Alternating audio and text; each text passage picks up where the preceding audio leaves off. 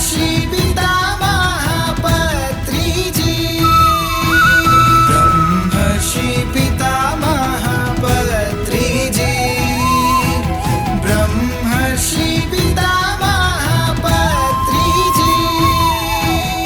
PMC ప్రేక్షక దేవుళ్ళందరికీ కూడా నమస్కారాలు తెలియజేసుకుంటున్నాం.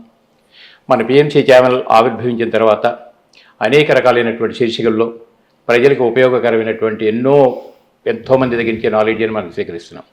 వాటిల్లో పత్రిక నా ప్రయాణం అనేటటువంటి ఒకటి.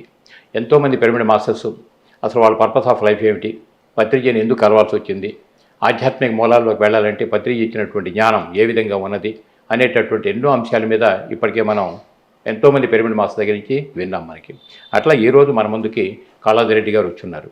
వారు చిన్నతనం నుంచి కూడా వారి ఇంట్లో వాళ్ళ గ్రాండ్ పేరెంట్స్ దగ్గర నుంచి వచ్చినటువంటి నాలెడ్జ్ని కొంత పుణికిపుచ్చుకొని తర్వాత ఆయన మరి హిమాలయాలకు వెళ్ళిపోవటం, ఆధ్యాత్మిక యందు ఆయనకు ఉన్నటువంటి శ్రద్ధ కానీ అకుంఠిత దీక్ష కానీ ఏ విధంగా ఆయన ప్రయాణం సాగింది, తర్వాత అక్కడి నుంచి మళ్ళీ భౌతిక ప్రపంచంలోకి ఆయన ఏ విధంగా వచ్చారు, ఇట్లా అనేక రకాలైనటువంటి విషయాలు వారి దగ్గర ఉన్నాయి. అవన్నీ ఇప్పుడు మనం ఆయన సమక్షంలో మనం తెలుసుకుందాం. నమస్తే కాళాదిరెడ్డి గారు. నమస్తే. నమస్తే అయ్యా. కాళాదిరెడ్డి గారు అనగానే హిమాలయ యోగి అని ఒక నిక్నేమ్ పడిపోయింది మీకు కదా. కాబట్టి ఏ విధంగా అసలు మీరు ఎలా పుట్టారు, ఎలా పెరిగారు, ఆధ్యాత్మికతలో ఎట్లా ప్రవేశించారు, మరి పత్రికని మీరు ఎందుకు కలవాల్సి వచ్చింది? సంతోషం. ముందుగా మీకు నమస్కారం, పిఎంసి ప్రేక్షకులందరికీ కూడా నమస్కారం. నేను జన్మించింది కరీంనగర్ జిల్లా ఓకే యాస్వాడ గ్రామంలో. ఓకే. సో మా కుటుంబంలో మా నాయనమ్మ ముఖ్యంగా మొదటి నుంచే గురు సాంప్రదాయంలో ఉంది, ఆధ్యాత్మిక మార్గంలో. ఓకే. అందులో మరీ ముఖ్యంగా ఆ కాలంలో చాలా ప్రఖ్యాతిగాంచినటువంటి మలయాళ స్వామి గురు పరంపరలో ఓకే మా కుటుంబం అలా జీవిస్తూ ఉన్నప్పుడు సో చిన్నతనం నుంచే మా నాయనమ్మ యొక్క వైబ్రేషన్స్, ఆమె యొక్క ఆత్మజ్ఞాన శక్తి నన్ను ప్రభావితం చేసి ఓకే అనేక మంది స్వామీజీలు మలయాళ స్వామి గురు పరంపరలో విద్యానందగిరి స్వామి, విద్యప్రకాశానందగిరి, ఎవరైతే గీతా మకరందం రాశారో అలా కరీంనగర్కే చెందిన దయానందగిరి స్వామి, ఓకే, వీళ్ళు ముగ్గురు డైరెక్ట్ మలయాళ స్వామి డైరెక్ట్ శిష్యులు. Okay okay. సో వీళ్ళు భగవద్గీత సప్తాహం నిర్వహించడానికి కరీంనగర్ వస్తూ ఉండేవారు. ఓకే. సో అలా వాళ్ళతో పరిచయము, వాళ్ళను భోజనానికి తీసుకొస్తూ ఉండేది. ఓకే. సో అలా నాకు కూడా ఆసక్తి కలిగి ఓకే స్వామీజీలతో సాంగత్యం ఏర్పడి ఓకే సెలవులు వచ్చినప్పుడు వాళ్ళ ఆశ్రమానికి వెళుతూ ఓకే. సో మొట్టమొదటిసారిగా వాళ్ళు నాకు వివేకానంద జీవిత చరిత్ర బుక్ ఇచ్చారు. రైట్. సో అది చదివిన తర్వాత నేను చాలా ప్రభావితమయ్యా. అప్పటికి మీ వయసు ఎంత ఉంటుందండి? అప్పటికి నా వయసు 16 సంవత్సరాలు. ఏం చదువుతారు అప్పుడు మీరు? అప్పటికి intermediate first year. First year. Okay. అప్పుడే. సో దాని తర్వాత మళ్ళీ ఒక సంవత్సరం తర్వాత శంకరాచార్యుల జీవిత చరిత్ర ఇచ్చారు. అది యాదృచ్ఛికంగా జరిగిందేమో తెలియదు కానీ సో ఇద్దరు చాలా గొప్ప వ్యక్తులు. అంతేగా. మళ్ళీ ఇద్దరు బ్రహ్మచారులు, ఓకే, సన్యాసులు. సో ఎందుకు వాళ్ళ జీవిత చరిత్రలు చదివిన తర్వాత నేను కూడా ఒక సన్యాసిగా జీవించాలి. ఓహో.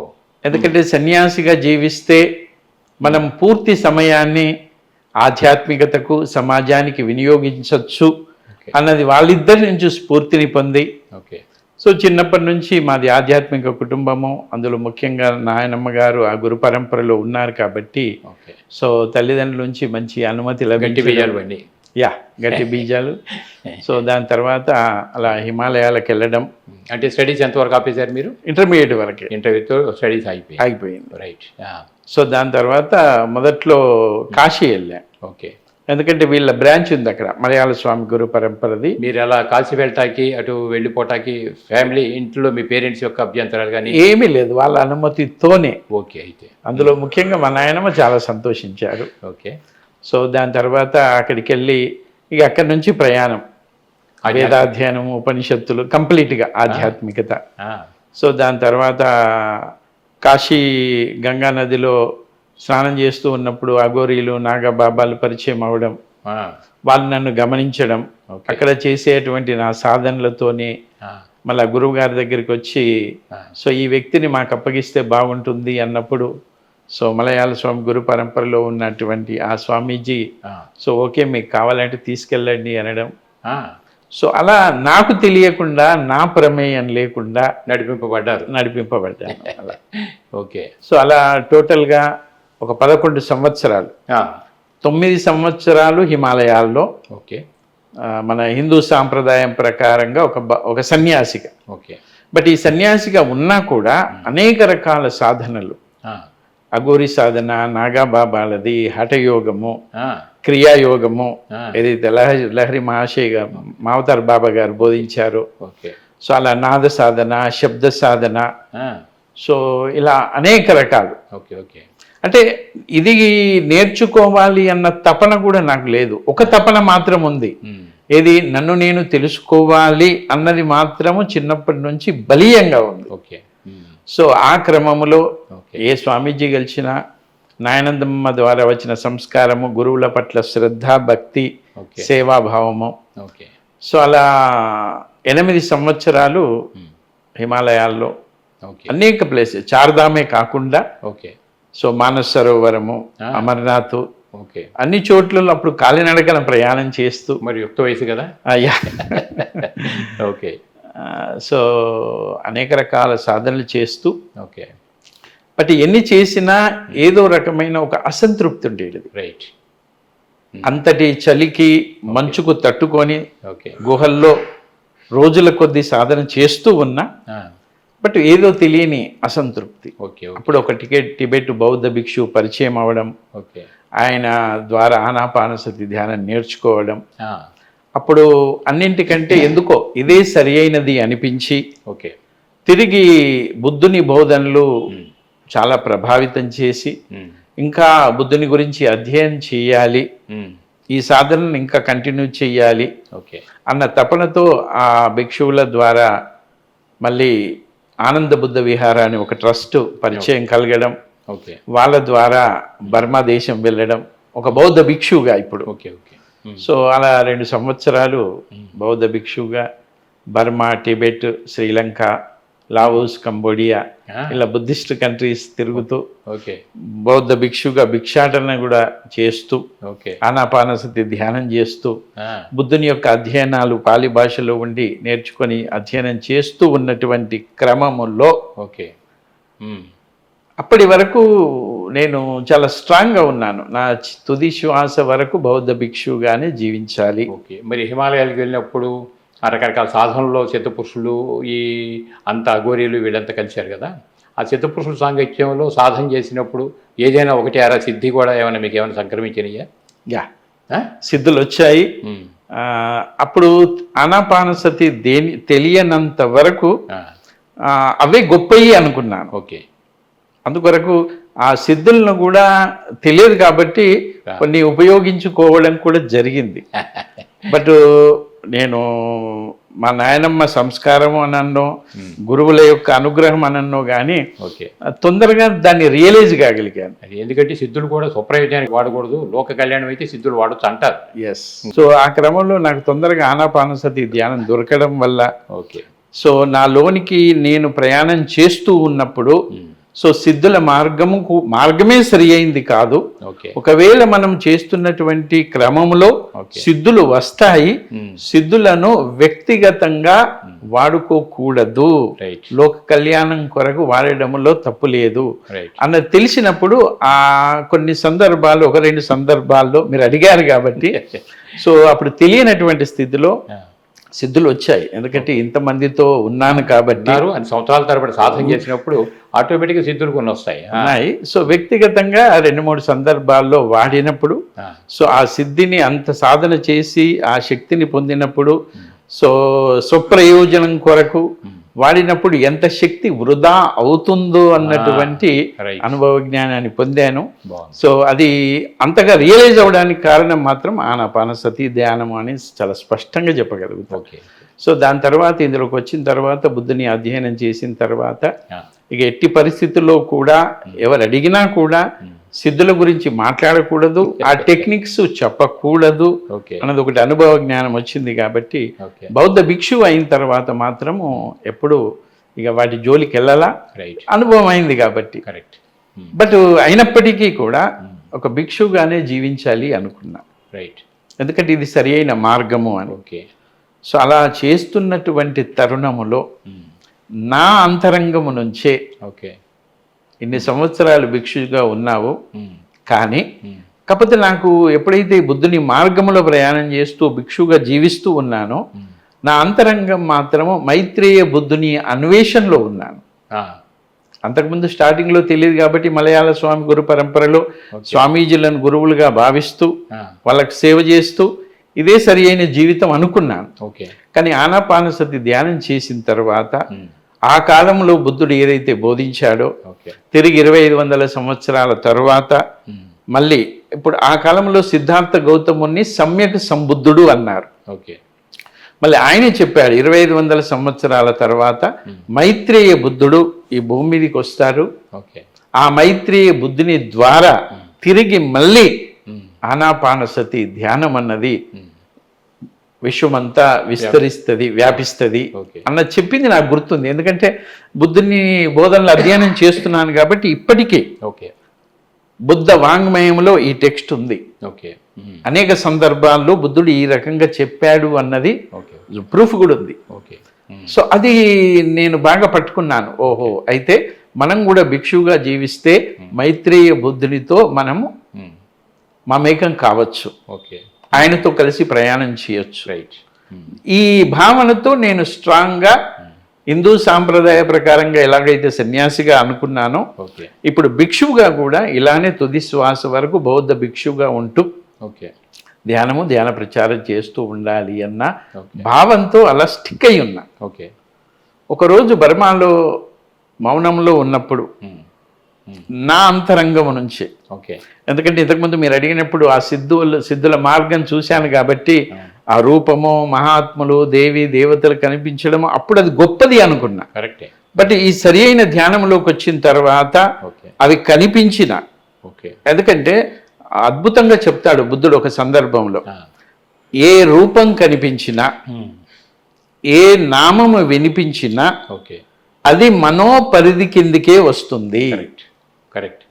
అది ఎంతటి అద్భుతమైన విలక్షణమైన విశిష్టమైన శక్తివంతుడైన సిద్ధ గురువు రూపం కనిపించినా అది మనోపరిధి. అలాగే వినిపించినా కూడా ఓకే, కంపారిటివ్లో నీ ఆత్మ పురోగమనములో అది కొంచెం ఉన్నత స్థితి కావచ్చు, అయినప్పటికీ కూడా అది మనోస్థితి అవుతుంది అని.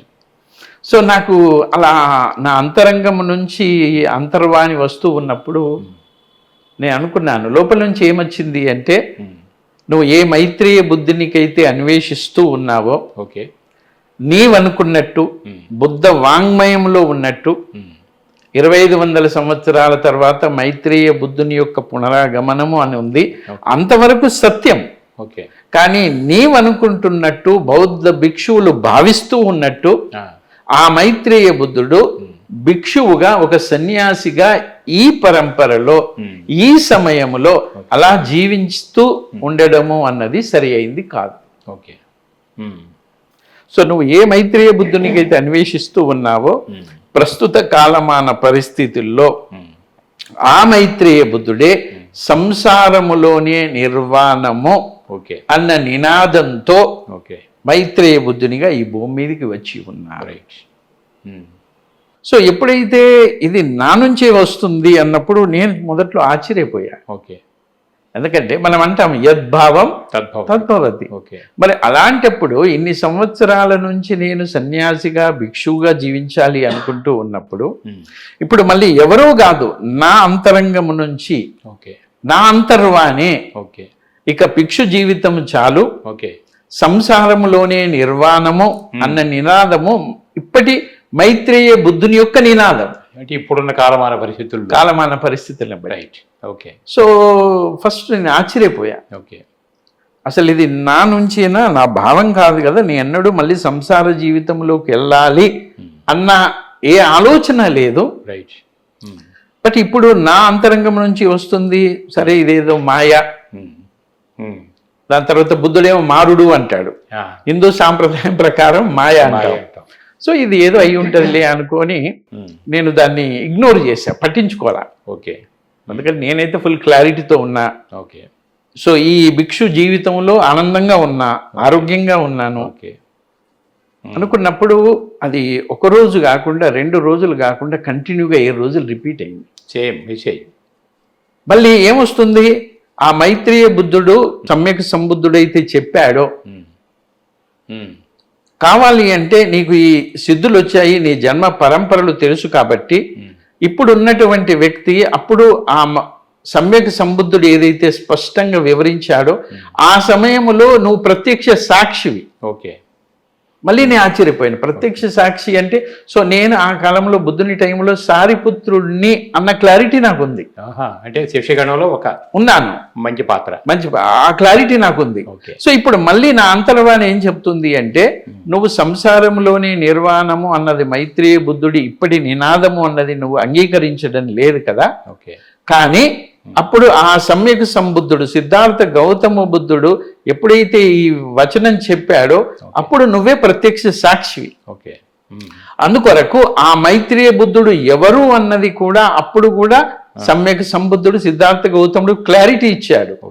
అది ఏ సందర్భంలో ఇవ్వడం జరిగింది, ఆనందుని ఎందుకు అలా అన్నాడు అన్నది కూడా అదంతా నీకు తెలుసు. ఒకసారి నువ్వు దాన్ని చెక్ చేసుకుంటే నీకు క్లారిటీ వస్తుంది. రైట్.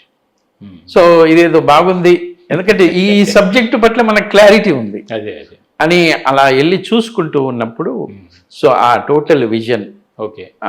సిద్ధార్థ గౌతమ బుద్ధుడు ఏ సందర్భంలో స్త్రీలకు అనుమతిని ఇవ్వాలి అని ఆనందుడు పట్టుబట్టిన సందర్భంలో బుద్ధుడు మొదట్లో వ్యతిరేకిస్తాడు.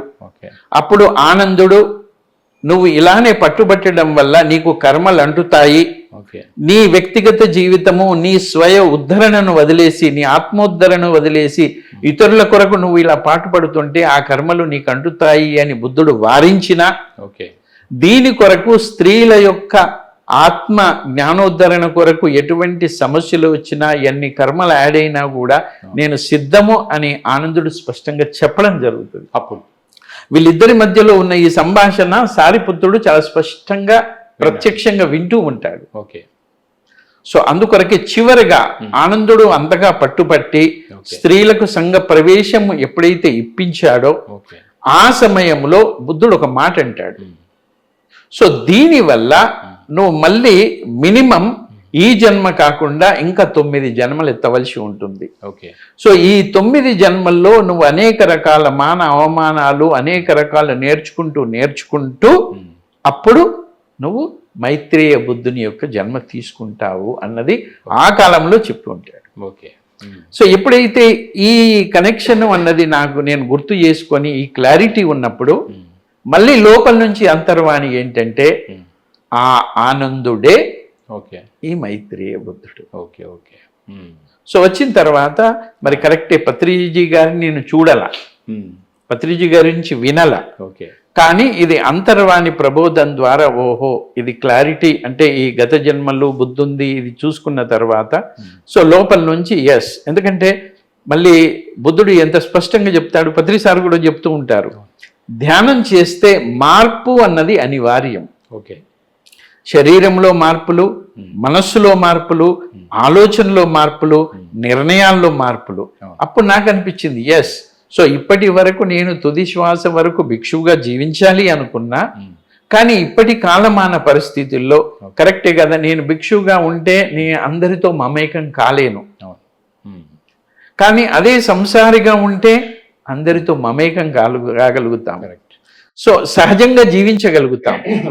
సో అందుకొరకే ఇప్పటి కాలమాన పరిస్థితుల్లో ఎస్ సంసారంలోనే నిర్వాణము అన్నది, దాని తర్వాత నన్ను నేను చెక్ చేసుకొని అన్నిటిని గమనించుకున్న తర్వాత ఎస్ సో సంసారంలో నిర్వాణము అన్నదే సరి అయింది అనుకొని సో సుభాష్ పత్రిజీయే మైత్రేయ బుద్ధుడు అన్నది నా అంతరంగంలో స్వీకరించి అప్పుడు తిరిగి మళ్ళీ ఇండియా కరీంనగర్ వచ్చి వివాహం చేసుకొని. అప్పుడు మీ వయసు ఎంత అండి తిరిగి వచ్చినప్పుడు? నేను తిరిగి వచ్చినప్పుడు 30 సంవత్సరాలు. 30 సంవత్సరాలు. ఓకే. 30 సంవత్సరాలు. సో 30 సంవత్సరాల వయసులో వివాహము. ఓకే. దాని తర్వాత అప్పటి నుంచి నేను అప్పుడప్పుడు వస్తూ ఉండేవాడిని. సో మా ఊరితో కొంచెం కనెక్షన్ ఉంది. ఓకే. అయిన తర్వాత చాలా మంది స్వామి అంటారు ఇప్పటికి కూడా. ఓకే. సో స్వామి మన గ్రామానికి మీరు సర్పంచ్ అయితే బాగుంటుంది ఓకే. సో అన్న తర్వాత నాకు బుద్ధుని జీవితం పట్ల అవగాహన ఉంది కాబట్టి ఓకే. బుద్ధుడు కాలములో హింస కంటే అహింసా విధానాన్ని, యుద్ధాలను కూడా నివారించినటువంటి వ్యక్తి. ఓకే. బుద్ధుని కాలంలో కూడా ప్రసేనజిత్తు మహారాజు, బింబిసారుడు వీళ్ళ ఆదర్శం.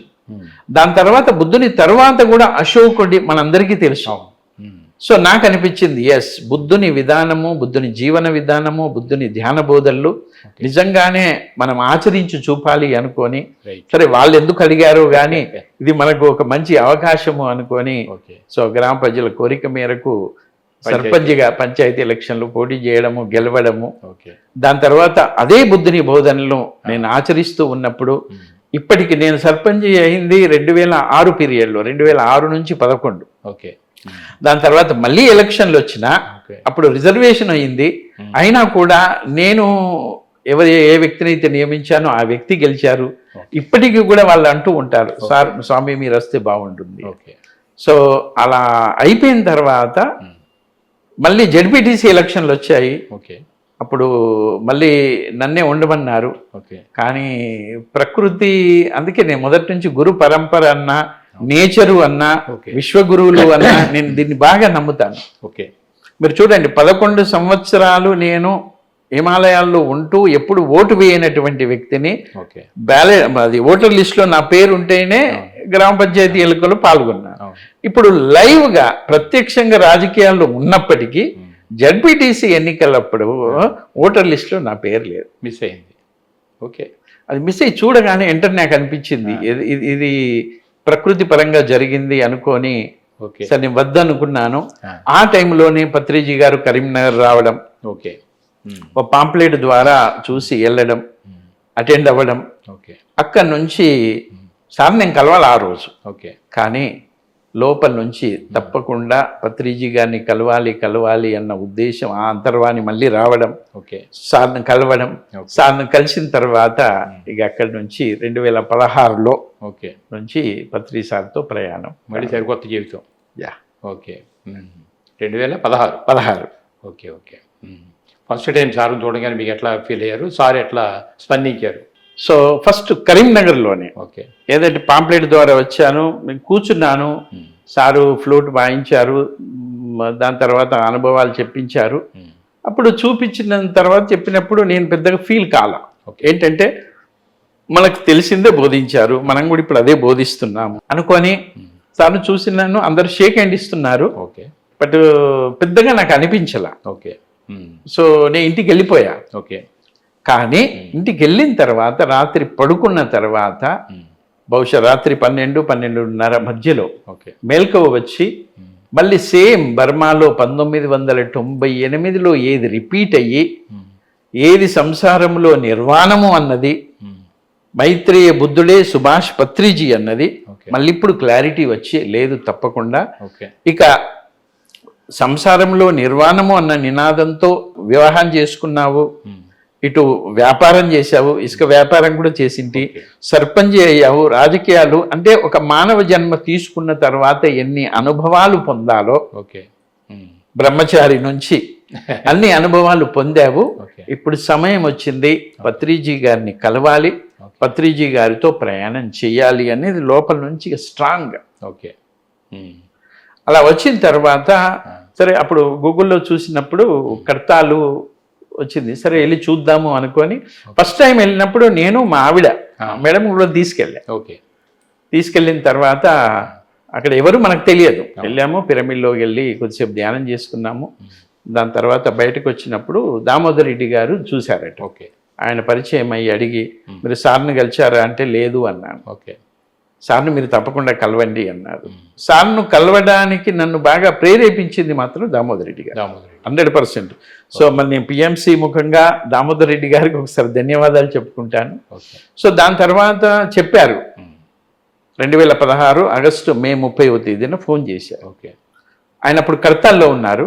నాకు కొంచెం లేట్ అవుతుంది, మీకు అడ్రస్ పెడతాను, ధ్యాన జగత్ ఆఫీస్కి వెళ్ళండి అన్నా. ఆయన కొంచెం రావడం అరగంట లేట్ అయింది. బట్ కేశవరాజు గారి గురించి నాకు చెప్పారు, నేను వెళ్ళి కలిశాను. అప్పటికే దామోదర్ రెడ్డి గారు కేశవరాజు గారికి ఫోన్ చేసి ఉంటారు.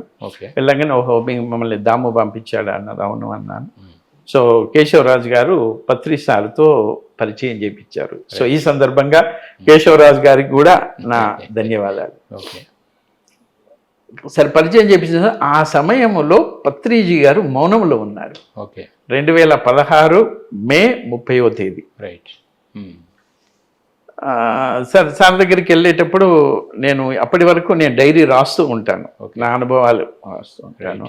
దాని తర్వాత హిమాలయ, బర్మా, బుద్ధిస్ట్గా కొన్ని పిక్చర్లు ఉంటే ఫోటోలు కూడా తీసుకెళ్ళాను. ఓకే.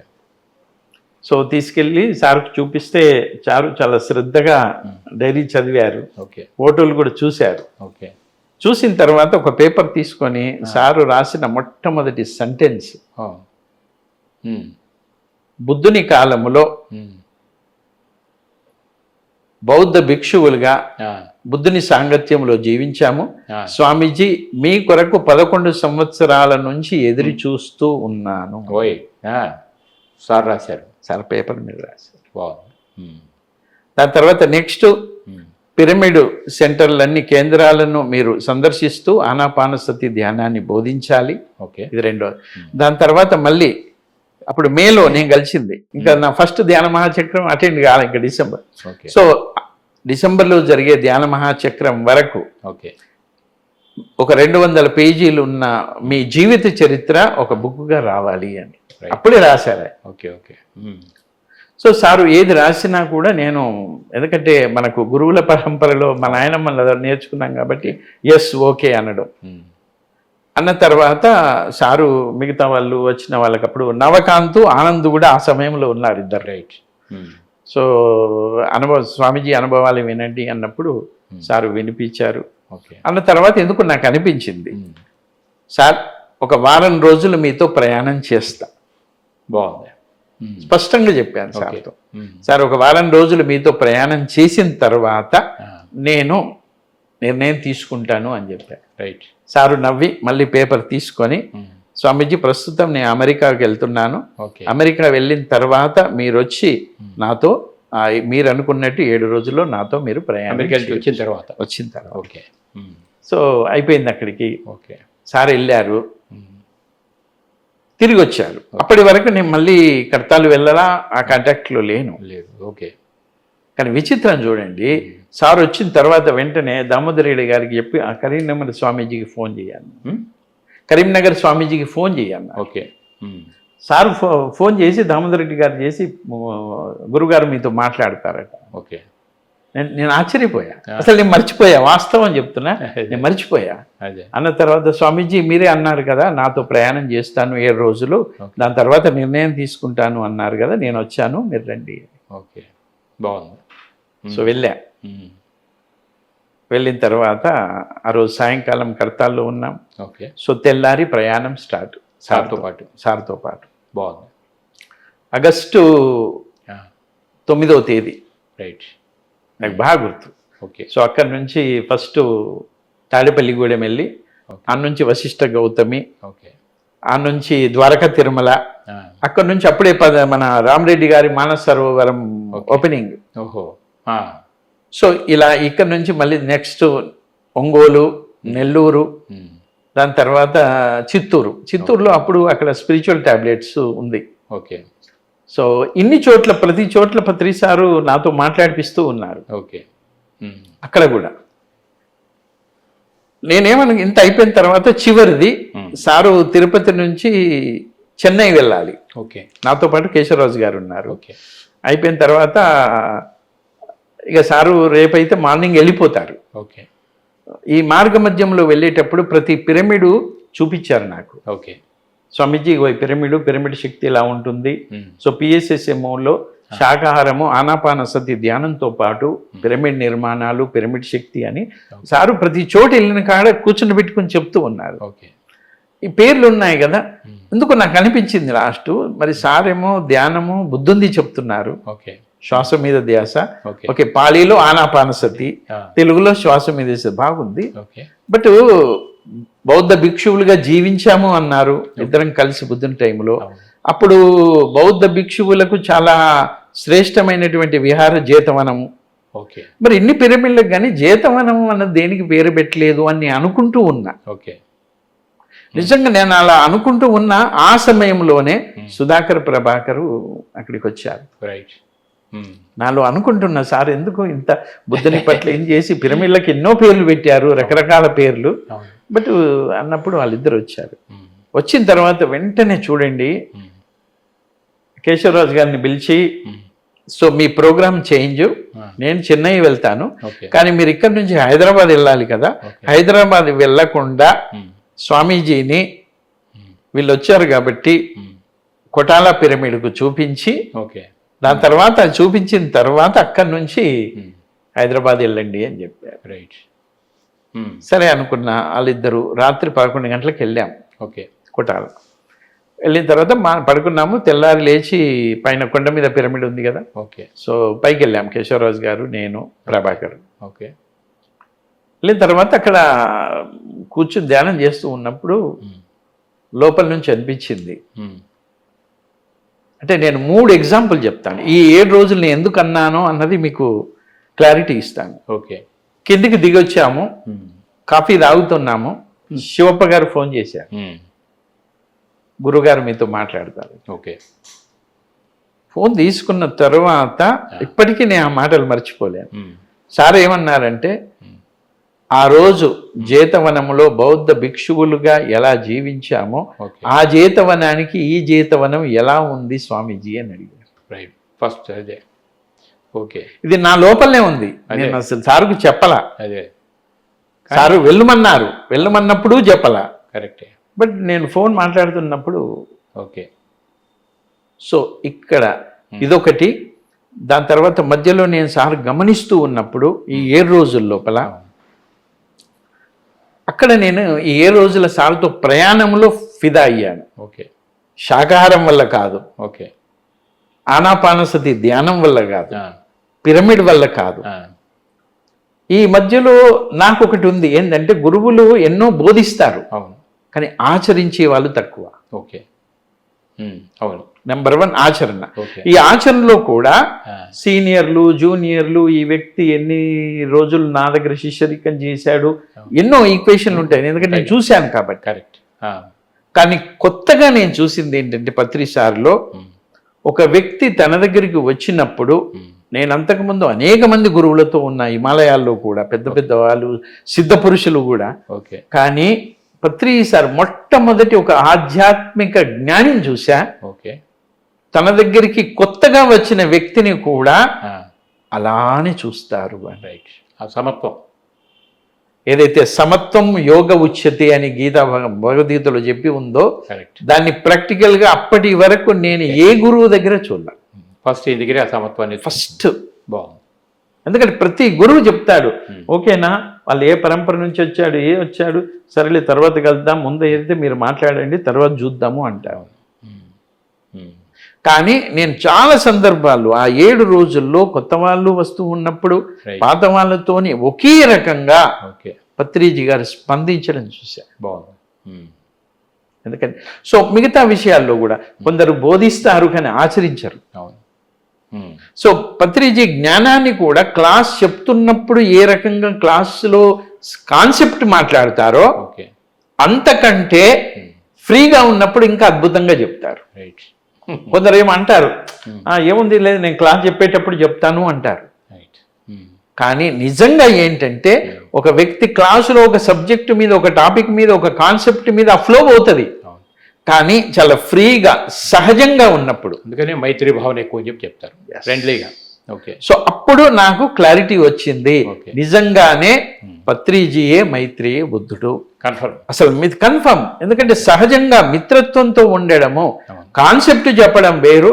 ఒక 3-4తో ఉన్నప్పుడు సహజంగా సరళంగా కాఫీ తాగుతూ ఫ్రీగా ఒక మిత్రత్వము, ఏదైతే మనం ఫ్రెండ్షిప్ అంటామో, ఒక గురువు ఇంత మమేకమై ఉండడము, ఎదుటి వ్యక్తిని శారీరక స్థితి చూడకుండా, మనోస్థితి చూడకుండా, ఆత్మస్థితిని ప్రతిక్షణము తను ఆత్మస్థితిలో ఉంటూ ఎదుటి వ్యక్తిని కూడా ఆత్మస్థితిలో చూసే ఏకైక గురువును మొట్టమొదటిసారిగా పత్రిసార్లు చూసాను.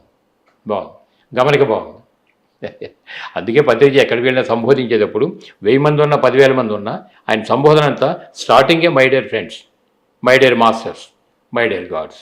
మీరు మై డేర్ గాడ్ అని సంబోధించడంలో ఆత్మతత్వంలో ఉన్నారు తప్ప బాహ్య సౌందర్యం అనేది అసలు ఆయన పట్టింపు లేదు. బాగుందా? నెక్స్ట్. దాని తర్వాత ఇక నాకు చెప్తూ ఉన్నప్పుడు నాతోని క్లాసుల్లో మాట్లాడిపిస్తూ ఉన్నప్పుడు ఓకే, నేనప్పుడు ఏదైతే ధ్యాన విద్యార్థి అంటే వచ్చినప్పుడు సార్ అడిగాడు, మీది ఏంటిది, మీ ప్రణాళిక ఏంటి, మీ విజన్ ఏంటి అన్నప్పుడు సార్ మొట్టమొదటిది ధ్యాన విద్యార్థి, రెండవది మహాకరుణ, ఓకే, మూడవది అంతకుముందు నేను ఆనంద మార్గంలో పనిచేశాను, ఆనంద మార్గ సేవాదల్ అని ఒకటి ఉండేది. ఓకే, దాని తర్వాత మనం ఎంత ధ్యానం చేసినా సేవ ద్వారా కూడా అందరితో మమేకం కావచ్చు ఓకే అని చెప్పినప్పుడు సేవ అని చెప్పాను. ఓకే. దాని తర్వాత నాలుగవది, దాని తర్వాత అంతకుముందు నేను ఆనంద మార్గంలో కూడా పనిచేసినప్పుడు ఆధ్యాత్మికతలో ఉంటూ కూడా ఆత్మజ్ఞానులే పరిపాలకులు కావాలి అన్న ఒక కాన్సెప్ట్ ఆనంద మార్గంలో ఉంది. ఓకే. సో ఇది ఫోర్త్. దాని తర్వాత ఇది మనం చెప్పడమే కాకుండా ప్రత్యక్షంగా మనం కూడా ఎన్నికల్లో పాల్గొనాలి. రైట్. సో ఈ 5 చెప్పాను. ఓకే. సారు చాలా హ్యాపీగా ఫీల్ అయ్యారు. హ్యాపీగా ఫీల్ అవుతూ ఒక మాట అన్నారు, నేను కూడా స్వామీజీ ఆనంద మార్గ ఫౌండర్ ఎవరైతే ప్రభాత్ రంజన్ సర్కార్ ఉన్నారో నేను వాళ్ళ బుక్స్ చాలా చదివాను. ఓకే. నేను అసలు ఆయన కలవాలని కూడా ఒకసారి కలకత్తాకు వెళ్ళాను, బట్ నేను కలవలేకపోయాను. సో మీరు ఆయన కలిశారు, ఆ సంస్థలో మీరు కలిసి పనిచేశారు కాబట్టి నేను కూడా ఆయన బుక్ ఏదైతే ప్రౌట్ అని ఒక బుక్ ఉంది, ఇదే పాలిటిక్స్ బుక్, నేను చదివాను. సో మీరు అందులో పనిచేసి వచ్చారు కాబట్టి సో చాలా బాగుంది. దీంతో పాటు నేను కూడా ఒక పిరమిడ్ పార్టీని స్థాపించాను అని అప్పుడు సారు ఓపెన్ అయ్యారు. ఓకే. అన్న తర్వాత దాంతో ఇక డిస్కషన్ అవుతూ ఉండేది సార్తో ప్రయాణం చేసినప్పుడు. సో అన్నప్పుడు సార్ తప్పకుండా మాట్లాడినప్పుడు ఆ ప్రభాతానందన్ సర్కారు ఆ పొలిటికల్ దాని గురించి ఉన్న సబ్జెక్టు కూడా సార్తో మాట్లాడుతూ ఉన్నప్పుడు సార్ హ్యాపీగా ఫీల్ అయ్యి, సో అప్పటికి ఇంకా ధ్యాన మహాచక్రం రాలా. ఓకే. సో సార్ వెంటనే సో పిరమిడ్ సేవాదల్కు స్వామీజీ ఒక పిరమిడ్ సేవాదల్ కూడా ఉంది, బట్ దాన్ని అఫీషియల్ గా ఈసారి లాంచ్ చేయాలనుకుంటున్నాము. సో దానికి ఒక కమిటీ వేసాము. సో దానికి మీరు నేషనల్ అడ్వైజర్ గా ఉండాలి అని సో సారు అక్టోబర్నే చెప్పడం జరిగింది. రైట్. సో ఇలా సార్తో ప్రయాణం. బాగుంది. అదే ఇప్పుడు సార్తో ప్రయాణం అని అంటే సార్ యొక్క ధ్యేయం ఏంటంటే ఇప్పుడు ఆధ్యాత్మిక సంస్థలు అనేక రకాలుగా ఉన్నాయి. ఇన్ని రకాలైనటువంటి ఆధ్యాత్మిక సంస్థలు నాకు తెలిసినంత వరకు కూడా భారతదేశంలో ఇన్ని రకాల ఆధ్యాత్మిక సంస్థలు అన్నీ కంప్లీట్ సెంట్రలైజ్గానే ఉంటాయి, ఎక్సెప్ట్ బిఎస్ఎస్ మూవ్మెంట్. మన మూవ్మెంట్ ఒకటే డీసెంట్రలైజ్ పాలసీ. ఎందుకంటే పత్రిజీ పదే క్లాసులు చెప్తుంటారు, నేను ఒక ఆధ్యాత్మిక శాస్త్రవేత్తని. కాబట్టి ఒక ఆధ్యాత్మిక శాస్త్రవేత్త పట్టుబట్టి కృషి చేస్తే ఏ విధంగా శాస్త్రవేత్తగా ఒక సైంటిస్ట్ అవుతాడు, ఎవరైనా పట్టుబడితే అదే స్పిరిచువల్ సైంటిస్ట్ స్థాయికి ఎదుగుతారు. అందువల్ల వాళ్ళ ఎక్కడ ఎవరు ఎక్కువ ఎవరు తక్కువ కాదు, మనదంతా ఓన్లీ ఫ్రెండ్లీ అట్మాస్ఫియర్, ఓన్లీ మైత్రి భావంతో ఉంటామన్నారు. ఆయన కూడా 10 మందితో పాటు అలాగే కలిసి ఉంటారు. కానీ నేనేదో పెద్ద పీఠాధిపతిగా పైన ఉండాలి, మీరు కింద ఉండాలనేటప్పుడు ఇప్పుడు ఎక్కడ లేదు. ఇప్పుడు మీరు అందరూ ఇప్పుడు సార్తో పాటు కలిసి ప్రయాణం చేయటం ఇవన్నీ ఉన్నారు. ఇప్పుడు పత్రిజీ లక్ష్యం ఏమిటి అసలు, ఆయన లక్ష్యం ఏమిటి? ఎందుకంటే మిగతా వాళ్ళు రాష్ట్రానికో దేశానికో పరిమితం అని అంటే ఇది పరిమితం కాదు. పిఎస్ఎస్ మూవ్మెంటే గ్లోబలైజేషన్ ఉంది, డీసెంట్రలైజ్ పాలసీ ఉంది. దీని మీద మీరు గమనించినంతవరకు పత్రిజీ లక్ష్యం ఎట్లా గమనించారు? మీకు థ్యాంక్స్, చాలా మంచి ప్రశ్న అడిగారు. సో నేను గమనించింది సార్తో కూడా డిస్కషన్లో ఉన్నప్పుడు, చర్చల్లో ఉన్నప్పుడు నేను ఇంతకుముందు చెప్పాను, పత్రి సార్ దగ్గర శాకాహారమో ధ్యానమో ఇది కాదు, ఆచరణ సరి అయిన వ్యక్తి అని, పర్ఫెక్ట్ మాస్టరు అని. గురువు అంటే సార్ ఒప్పుకోడు కాబట్టి ఒక పర్ఫెక్ట్ మార్గ నిర్దేశకుడు ఏదైతే బుద్ధుడు ఆ పదం వాడతాడో, సో అది నేను 100% ఫీల్ అయ్యా. ఇక సార్ని గమనిస్తూ వచ్చినప్పుడు మీరు అడిగారు సార్ లక్ష్యం ఏంటి అంటే, అందుకొరకు నేను సారు లక్ష్యాన్ని, ఇప్పుడు సార్ లక్ష్యం వేరు, ఒక్కొక్కరికి ఒక్కొక్క లక్ష్యం ఉంటుంది. కానీ నా విషయంలో నేను ఏదైతే హిమాలయాల్లో ఉన్నప్పుడు కావచ్చు, బౌద్ధ భిక్షువుగా ఉన్నప్పుడు కావచ్చు, ఇంతకుముందు చెప్పినట్టు ధ్యాన విద్యార్థి, మహాకరుణ, సేవాదల్, సో ఒక పొలిటికల్ పార్టీ, ఆత్మజ్ఞానులే పరిపాలకులు కావాలి అని. రైట్. సో పత్రి సార్ దగ్గరికి వచ్చిన తర్వాత సో ఇవన్నీ చాలా కోయిన్సైడ్ అయ్యాయి. కోయిన్సైడ్ అయిన తర్వాత నేను బాగా పత్రి సార్లో చూసింది ఏంటి అంటే, సో చివరి మెట్టు ఆ, శాకాహార జగత్తు, ధ్యాన జగత్తు, పిరమిడ్ జగత్తు, ఈ మూడింటిని అందరికీ తెలుసు, అందరూ బాగా ప్రచారం చేస్తూ ఉన్నారు. ఓకే. కానీ ఈ మూడు ఎందుకొరకు అని అంటే ఆత్మజ్ఞానులే పరిపాలకులు కావాలి. అల్టిమేట్ అక్కడికి చేరాలి. Ultimate okay. నేను సార్లో గమనించింది ఓకే. ఏంటి అంటే అల్టిమేట్ ఏదైతే రాముని కాలంలో రామరాజ్యము అంటామో, ఓకే. బుద్ధుడు అంటే చాలా మంది అనుకుంటాడు బుద్ధుడు పాలిటిక్స్కి వెళ్ళలేదు. ఓకే. కానీ బుద్ధుడు అందరికంటే రాజనీతిజ్ఞులు ఎవరైతే అంటామో అందరు రాజకీయ నాయకులలో ది బెస్ట్ పొలిటీషియన్ అంటే బుద్ధుడే కావచ్చు. ఎందుకు అంటే ఆయన ప్రత్యక్ష రాజకీయాల్లో లేడు, కానీ రాజకీయము, రాజనీతి, ఒక పరిపాలకుడు ఎలా పరిపాలించాలి అన్నది A to Z అద్భుతంగా స్పష్టంగా బోధించాడు బుద్ధుడు. అంత బోధన, బుద్ధుని బోధనలో అంత సారాంశం ఉంది కాబట్టే అశోకుడు లాంటి వాడు కూడా చక్రవర్తి అయినప్పుడు కూడా బుద్ధిజాన్ని ఎందుకు స్వీకరించగలిగారంటే ఆ బుద్ధిజంలో ఉన్నటువంటి ఆ రాజకీయ చతురత ఏ విధంగా ఉన్నదే ఆకర్షణ గురైంది. అట్లా ఉంటుంది పరిస్థితి అది. ఓకే. అయితే బుద్ధుని పాత్ర వేరు. ఇప్పుడు ఇక్కడ కూడా పిఎస్ఎస్ మూవ్మెంట్ డీసెంట్రలైజ్ పాలసీ ఉన్నప్పటికీ శాకాహారము, ధ్యానము, పిరమిడ్లు నిర్మాణం వగైరా ఎన్ని ఉన్నప్పటికీ కూడా ఎవరెవరు ఏ పాత్ర పోషించాలో ఆ పాత్ర పోషిస్తున్నారు. ఇప్పుడు మీరు కావాలని చెప్పిన మైత్రేయ బుద్ధ పత్రిక అనేది మీరు కన్ఫర్మ్ అయ్యి వచ్చిన తర్వాత మీ పాత్ర ఏమిటి ఇప్పుడు దీనిలో? మంచి ప్రశ్న. సో ఎస్ అన్నప్పుడు ఇంకొకటి మీరు అన్నది 100% కదా. ఇప్పటికి ఉన్నటువంటి స్పిరిచువల్ ఆర్గనైజేషన్ ఎన్నైతే ఉన్నాయో ఓకే, అన్ని చాలా ఉన్నతమైనవి, గొప్పవి. ప్రతి సంస్థ, ప్రతి స్పిరిచువల్ ఆర్గనైజేషన్ వాళ్ళ పాత్రను వాళ్ళు పోషిస్తున్నారు. కానీ మీరు అన్నది 100%. నేను కూడా ఇది గమనించాను. అన్ని ఆర్గనైజేషన్లన్నీ కూడా సెంట్రల్, ఒకే సెంటర్, అక్కడి నుంచి ఆదేశాలు రావాలి. కానీ నిజంగా స్పిరిచువల్గా ఉన్న ఏకైక organisation, decentralised organisation only PSS. Right. అంటే ఇక్కడే అర్థమవుతుంది అంటే పత్రిజీ గారి యొక్క విజను ఒక వ్యక్తికి ఎంత స్వేచ్ఛనిచ్చాడు. ఎందుకంటే ఒకే వ్యక్తి ఒకే పనిని అందరూ చేయలేరు. ఎందుకంటే అనుభవ జ్ఞానంలో తేడా ఉండొచ్చు, ప్రణాళికలో తేడా ఉండొచ్చు, వివరించే విధానంలో తేడాలు ఉండొచ్చు, వర్క్ విషయంలో తేడాలు ఉండొచ్చు అని ఇక్కడ అందుకండి is a perfect guider, master. గురువుని సార్ ఒప్పుకోడు కాబట్టి మనం ఈ పదాలు వాడతాం, only guide master, only guide master అనుకొని. అందుకొరకే మీరు అన్నట్టు ఇందులో నా పాత్ర నేను అంటే సార్తో ఉన్నప్పుడు కూడా చర్చించినప్పుడు సార్ కూడా నన్ను ఎక్కువగా ఈ విషయంలోనే ఉంచేవారు. సో నా పాత్ర నేనేమనుకుంటున్నాను అంటే, సో ఈ ఏదైతే పత్రిజీ గారి చేత ఆవిష్కరించబడ్డది, ఎందుకు ఈ పదం వాడుతున్నా అంటే సారే అన్నారు పైలోక వాసుల యొక్క సందేశం ద్వారా పత్రిజీ గారి ద్వారా ఆవిష్కరింపబడ్డటువంటి party pyramid party of India. So ఈ మిగతా అన్ని కూడా ఆల్రెడీ సార్ దగ్గరికి రాకముందే నాకు వీటి పట్ల అవగాహన ఉంది కాబట్టి ఇప్పుడు పత్రి సార్ దగ్గరికి వచ్చినాక పత్రిజీ గారి లక్ష్యం ఏదైతే ఉందో ఆత్మజ్ఞానులే పరిపాలకులు కావాలి అన్నది, సో దీని మీద నేను ఎక్కువ దృష్టి పెడుతున్నాను. సో పత్రిజీ గారి దగ్గరికి వచ్చిన తర్వాత ఈ పాత్ర నేను పోషించాలి అన్నది నాకు స్పష్టంగా క్లియర్గా ఉంది. బాగుంది. ఇంతకు ముందు మీరు స్టార్టింగ్ లో చెప్తూ ఏదన్నా ఒక మిరాకిల్ ఉందా అని అడిగారు. సో చాలా ఉన్నాయి, కానీ ఈ సందర్భం అనుసరించి, ఎందుకంటే ఉన్నా కూడా మన సందర్భాన్ని బట్టి చెప్పాలి. కరెక్ట్. పత్రిజీ గారు బాడీ వెకేట్ చేసిన తర్వాత, ఎందుకంటే పత్రిజీ మీరు అన్నట్టు అద్భుతంగా స్వేచ్ఛనిచ్చారు. ఎవరి అనుభవం ప్రకారంగా వాళ్ళు అద్భుతంగా పిఎస్ఎస్ఏ మూమెంట్ ముందుకు తీసుకెళ్తున్నారు. మళ్ళీ ఇది మాత్రం నేను 100% ఏకీభవిస్తాను.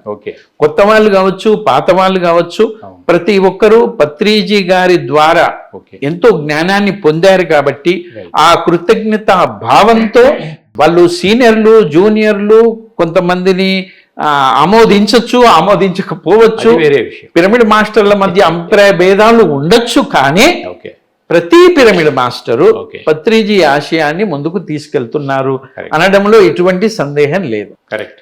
బట్ కొన్ని సందర్భాల్లో ఏదైతే పత్రిజీ గారు ఇచ్చిన దాంట్లో ఈ పిరమిడ్ పార్టీ విషయంలో నేను దీన్ని బాగా భుజాన వేసుకున్నా. ఎందుకంటే నా లోపల ఉంది, మనం యద్భావం తద్భవతు.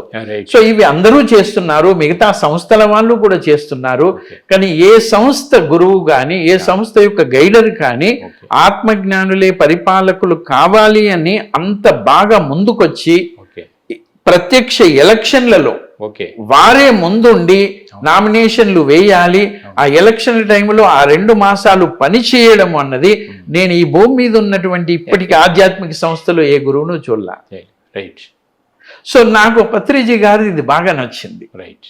సో అందుకొరకు ఎప్పుడైతే ఆయన పైలోకవాసుల ద్వారా నాకు ఈ సందేశం వచ్చింది, అందుకొరకే పిరమిడ్ పార్టీని ఆవిర్భవిస్తున్నాను అని చెప్పడమే కాకుండా ఆచరణాత్మకంగా 99 నుంచి మొన్నటి సార్ ఉన్నంత వరకు ప్రతి ఎలక్షన్లలో సారు స్వయంగా పాల్గొన్నారు.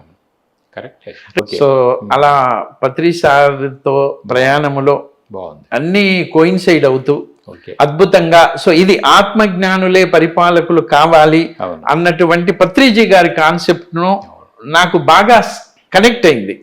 అందుకొరకు ఇవి అందరూ చేస్తూ ఉన్నారు.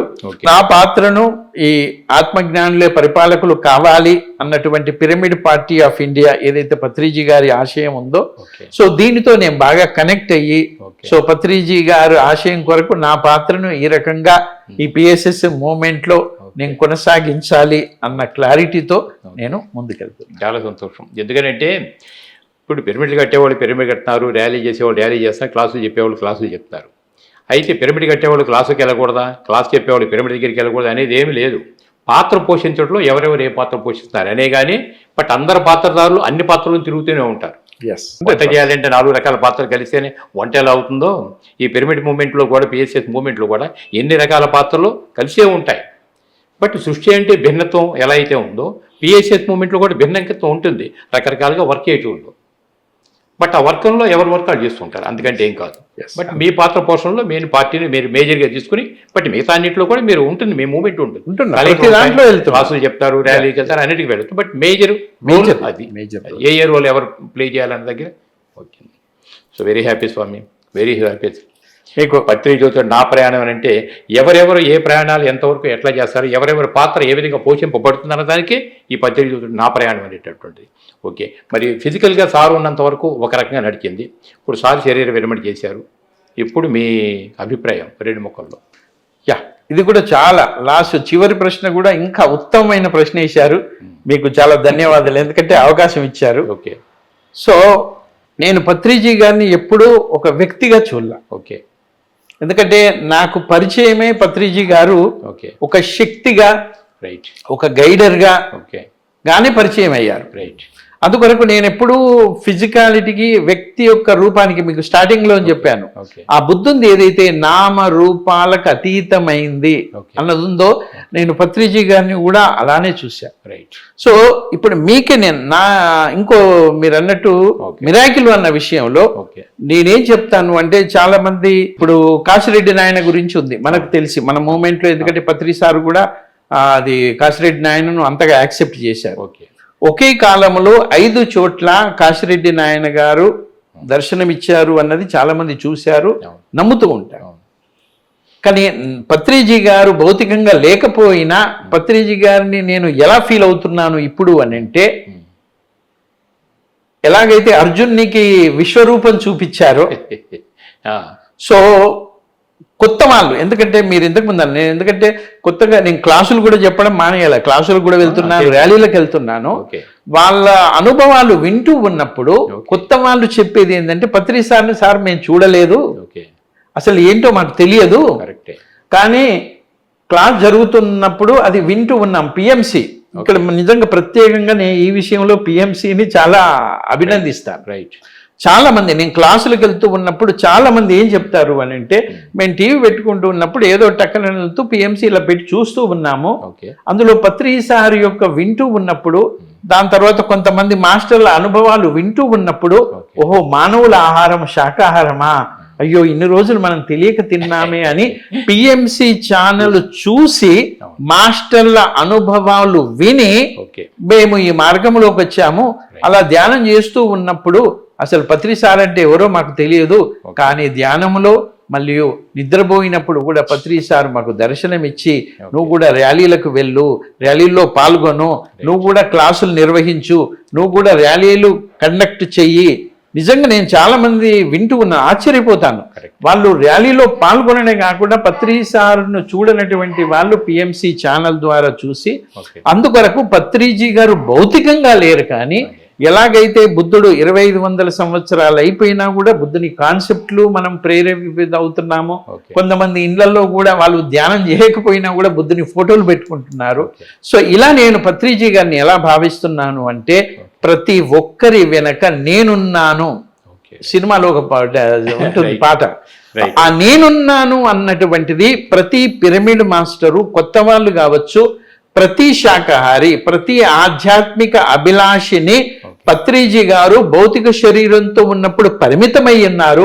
ఇప్పుడు భౌతిక శరీరం లేనప్పుడు ఏ వ్యక్తి అయితే ఆత్మజ్ఞాని కావాలి, అందరూ ఆనందంగా ఆరోగ్యంగా ఉండాలి అని ఎవరెవరైతే భావిస్తూ ఉన్నారో, ఇంతకుముందు మీరు అన్నట్టు గ్లోబల్ లెవెల్లో అలాంటి ప్రతి ఒక్కరిని కూడా పత్రిజీ గారు నేనున్నాను అంటూ వాళ్ళను మేలుకొల్పుతున్నారు. సూక్ష్మంగా కారణ మహాకారణ శరీరాల్లో అన్నది నేను 100% నమ్మడమే కాకుండా ఎంతో మంది మాస్టర్ల అనుభవాల ద్వారా వింటూ ఉన్నాను. అందుకోసం పత్రిజీ గారు భౌతికంగా లేరు, కానీ ఆత్మపరంగా గైడర్గా, ఈవెన్ దో గైడర్గా కూడా మన మధ్య ఉన్నారు అన్నది నేను పూర్తిగా. అందుకనే ఆ విధంగా ఆయన పాత్ర పోషించి ఇంకా నేరుగా ఫిజికల్గా ఉండాల్సిన పని లేదు, 1,00,000 మంది మాస్టర్స్ ఉన్నారని చెప్పని ఇంటర్వ్యూలో కూడా చెప్పడం జరిగింది.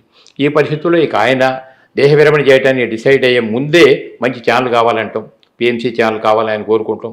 మరి గత 7 సంవత్సరాల నుంచి పిఎంసి ఛానల్ ఇవాళ 1,00,000 నుంచి కోట్లాది మందిని ప్రభావితం చేయటం అన్నీ నడుస్తుంది. అది ఇప్పుడు మనకు వచ్చే యజ్ఞాలన్నింటిలో కూడా వచ్చేవాళ్ళంతా వేలాది సంఖ్యలో వచ్చేవాళ్ళంతా పిఎంసి చూసే వస్తున్నారు.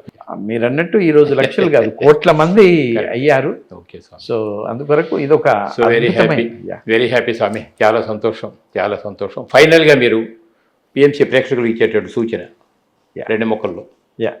సో పిఎంసి ప్రేక్షకులందరికీ నా ఆత్మ ప్రణామములు. సో ప్రతి ఒక్కరికి నా విజ్ఞప్తి ఏంటి అంటే, అంతకుముందు ఇంటింట ప్రచారం చేశాము, ఇప్పుడు ఇంట్లో ఉండి కూడా ప్రచారం చేసే ఒక అద్భుతమైనటువంటి మాధ్యమం పిఎంసి ఛానల్. సో అందుకొరకు మన మిత్రులకు ప్రతి ఒక్కరికి కూడా మనం పిఎంసి ఛానల్ గురించి తెలియపరచడము ఒకటి. పిఎంసి ఛానల్ అన్నది కొత్త వాళ్ళను కూడా మార్గంలోకి తీసుకొస్తుంది కాబట్టి మీ అందరికీ నేను తెలియజేసుకుంటున్నాను. నిజంగా ప్రతి ఒక్కరము పిఎంసి ఛానల్ను సపోర్ట్ చేయాలి అని ఆశిస్తూ thank you very much. Right Swami, thank you రాఘవరావు గారు, చాలా చాలా ధన్యవాదాలు.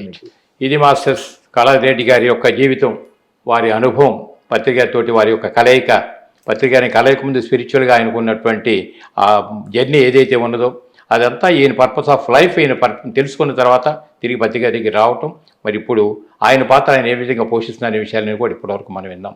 అంటే అంతంత మేధావులు, అంత స్పిరిచువల్ డెప్త్ ఉన్నటువంటి వాళ్ళు కూడా పత్రిక దగ్గరకు వచ్చి ఈ విధంగా మరి వర్క్ చేస్తున్నప్పుడు మనమేమిటి, మన పాత్ర ఏమిటి, మనం ఏం చేయాలి, మన పర్పస్ ఆఫ్ లైఫ్ ఏమిటి, మరి ఈ జ్ఞానం అంతా మనం పుణ్యం పుచ్చుకున్న తర్వాత మనం కూడా మంచి శాఖాహారిగా, జ్ఞానిగా మారి మరి మన జీవితాలను మనం ధన్యం చేసుకోవాలని మరొకసారి నేను కోరుకుంటూ ఇప్పటివరకు వీక్షించినటువంటి ప్రేక్షక దేవుళ్ళందరికీ నమస్కారాలు తెలియజేసుకుంటున్నాను. అలాగే ఇంత నాలెడ్జ్ ఇచ్చినటువంటి కాళారెడ్డి గారికి కూడా మళ్ళీ ఒకసారి నేను నమస్కారం తెలియజేస్తాను. So thank you Swami, thank you very much. మీకు కూడా నమస్కారం. Thank you very much.